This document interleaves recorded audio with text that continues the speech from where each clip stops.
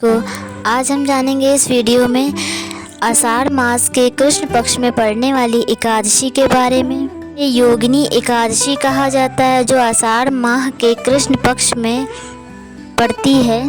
कब रखा जाएगा और इसका पारण समय क्या है।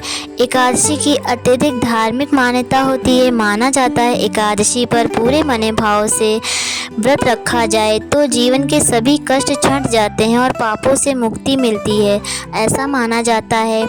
एकादशी का व्रत करने पर 88,000 ब्राह्मणों को भोजन करवाने जितना पुण्य मिलता है।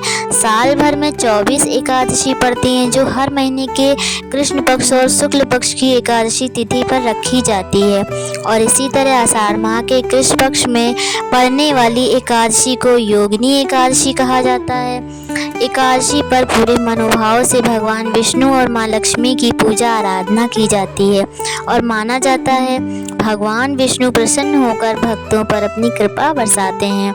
अक्सर ही एकादशी तिथि को लेकर उलझन बनी रहती है। इससे में आइए जानते हैं यह व्रत 21 या 22 जून को कब रखा जाएगा। चांग के अनुसार आषाढ़ माह के शुक्ल पक्ष की एकादशी तिथि 21 जून सुबह 7:18 पर शुरू हो रही है और इस तिथि का समापन 22 जून की सुबह 4:27 पर हो जाएगा।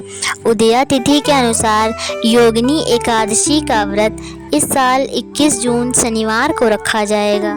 इसका पारण योगिनी एकादशी के व्रत का पारण 22 जून की दोपहर 1:47 से शाम 4:35 तक किया जाएगा।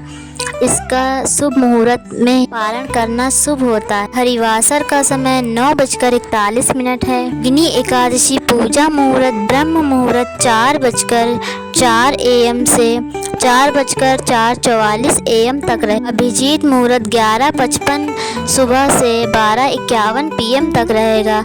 विजय मुहूर्त 2:43 से शाम से 3:40 तक रहेगा। गोधूली मुहूर्त 7:21 से शाम से 7:41 तक रहेगा। इस साल अमृत काल 1:12 से शाम 2:41 तक रहे। योगिनी एकादशी के व्रत के नियम दशमी की शाम से ही शुरू हो जाते हैं और अगले दिन एकादशी तिथि तक रहते हैं। दशमी तिथि पर रात के समय गेहूं, मूंग, जौ, चावल का सेवन नहीं करना है।